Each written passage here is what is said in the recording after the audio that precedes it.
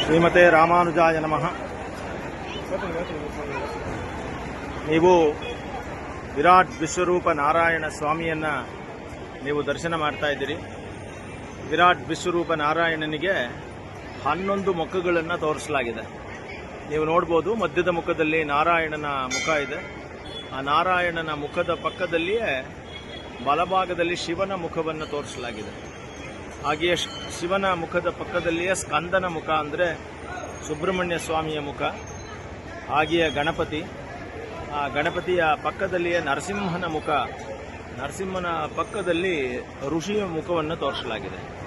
11 ಕಿರೀಟಗಳನ್ನು ನೀವು ನೋಡಬಹುದು. 11 ಕಿರೀಟವು ಒಂದು ಕಿರೀಟ ಇದ್ದಂಗೆ ಇನ್ನೊಂದು ಕಿರೀಟ ಇಲ್ಲ. ಅದೇ ಇದ್ರ ವಿಶೇಷ. 11 ಕಿರೀಟದಲ್ಲೂ ಒಂದು ಕಿರೀಟ ಇದ್ದಂಗೆ ಇನ್ನೊಂದು ಕಿರೀಟ ಇಲ್ಲ. ಅದರಲ್ಲಿ ನೀವು ನೋಡಬಹುದು, ಮೊದಲನೇ ಮಧ್ಯದ ಕಿರೀಟದ ವ್ಯತ್ಯಾಸವನ್ನು ಪಕ್ಕದಲ್ಲಿ ಶಿವನ ಚಂದ್ರಮೌಳಿ ಅಂತ ಕರೀತಾರೆ. ಆದ್ದರಿಂದ ಚಂದ್ರ ಇರೋದನ್ನು ನೀವು ಗಮನಿಸಬಹುದು. ಚಂದ್ರನ ಒಂದು ಇದು ಕೂಡ ಇದೆ. ಈಗ ನಾವು 108 ಅಡಿಯ ಎತ್ತರದ ಶಿಲ್ಪಕಲೆಗೆ ಬಂದಿದ್ದೀವಿ. ಮೇಲ್ಗಡೆ ನೀವು ನೋಡಬಹುದು, ಮೇಲ್ಭಾಗದಲ್ಲಿ ಇರುವಂತಹದ್ದು ಕೀರ್ತಿಮುಖ ಅಂತ. ಕೀರ್ತಿಮುಖ ಅಲಂಕರಣ. ಯಾಕೆಂದರೆ ಮಹಾವಿಷ್ಣುವಿನ ಕೀರ್ತಿಯನ್ನು ದಿಗಂತವಾಗಿ ಸಾರ್ತಾ ಇರೋದು ಕೀರ್ತಿಮುಖ. ಮೇಲ್ಗಡೆ ನರಸಿಂಹ ಮುಖ. ಅದ್ರ ಸುತ್ತಲೂ ಇರುವಂತಹದ್ದು 7 ಹೆಡಗಳ ಸರ್ಪ. ಆ 7 ಎಡೆಗಳ ಸರ್ಪದ ಜೊತೆಯಲ್ಲಿಯೇ ಕಿರೀಟಗಳನ್ನು ನೀವು ನೋಡ್ತಾ ಇದ್ದೀರಿ. ಸೊ 11 ಕಿರೀಟಗಳು ನೋಡಿದ್ರೆ ಒಂದಕ್ಕೆ ಒಂದು ಥರ ಇನ್ನೊಂದಿಲ್ಲ. ನಾವು ಬಲಗಡೆಯ ಮುಖಗಳನ್ನು ಪರಿಚಯ ಮಾಡ್ಕೊಂಡ್ವಿ.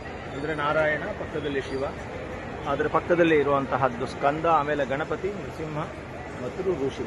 ಹಾಗೆಯೇ ನೀವು ಎಡಭಾಗದಲ್ಲಿ ನೀವು ನೋಡ್ಬೋದು ಬ್ರಹ್ಮಮುಖ, ಅದರ ನಂತರ ಹನುಮಂತನ ಮುಖ, ಹಾಗೆಯೇ ಅಗ್ನಿಯ ಮುಖ, ಗರುಡ ಮುಖ ಮತ್ತು ಅಲ್ಲಿಯೂ ಋಷಿ ಮುಖವನ್ನು ನೀವು ನೋಡ್ತಾ ಇದ್ದೀವಿ. ಸೊ ಹೀಗೆ ಎಲ್ಲವೂ ಕೂಡ ಋಷಿ ಮುನಿಗಳು ಇರುವಂತಹದ್ದನ್ನು ನೋಡ್ತೀವಿ. ಮಾನವಾಕೃತಿಯಿಂದ ಇರುವಂತಹದ್ದನ್ನು ನೀವು ನೋಡ್ತೀವಿ.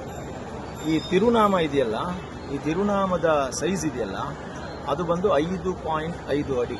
ಅಂದರೆ ನೀವು ಲೆಕ್ಕ ಹಾಕೋಬಹುದು ಅದು ಎಷ್ಟು ದೊಡ್ಡದಾಗಿದೆ ಅನ್ನೋದನ್ನು ನೀವು ಯೋಚನೆ ಮಾಡ್ಬೋದು. ಸೊ 5.5 ಅಡಿಯ ತಿರುನಾಮ ಅಂದರೆ ಆಲ್ಮೋಸ್ಟ್ ಒಂದು ವ್ಯಕ್ತಿಯಷ್ಟು ಇರುವಂತಹದ್ದು. ಹೀಗೆ 11 ಮುಖಗಳಿಂದ ಕೂಡಿದ ಅದರ ಮಧ್ಯದಲ್ಲಿ 7 ಮಹರ್ಷಿಗಳನ್ನು ನಾವು ಆ ಕತ್ತಲ್ಲಿ ನೋಡ್ಬೋದು. 7 ಮಹರ್ಷಿಗಳು. ಅದೇ ಥರ ಶಿವ ಮತ್ತು ನಾರಾಯಣ ಸ್ವರೂಪದಲ್ಲಿರೋದ್ರಿಂದ ನೀಲಕಂಠ ಹಾರವನ್ನು ನೀವು ನೋಡ್ಬೋದು. ಸುತ್ತ ಒಂದು ರುದ್ರಾಕ್ಷಿ ಮಾಲೆಯನ್ನು ಗಮನಿಸ್ಬೋದು. ಅಲ್ಲಿಯ ಪಕ್ಕದಲ್ಲಿ ನೀವು ನೋಡಬಹುದು ಒಂದು ಶಂಖಚಕ್ರಗಳು ಪರತ್ವ ಚಿಹ್ನೆಯಾಗಿ ಶಂಖ ಮತ್ತು ಚಕ್ರಗಳನ್ನು ಇಟ್ಕೊಂಡಿರೋದನ್ನು ನಾವು ನೋಡ್ತೀವಿ. ಹಾಗೆಯೇ ಶಂಖಚಕ್ರ ಮುದ್ರೆಯ ಜೊತೆಯಲ್ಲಿಯೇ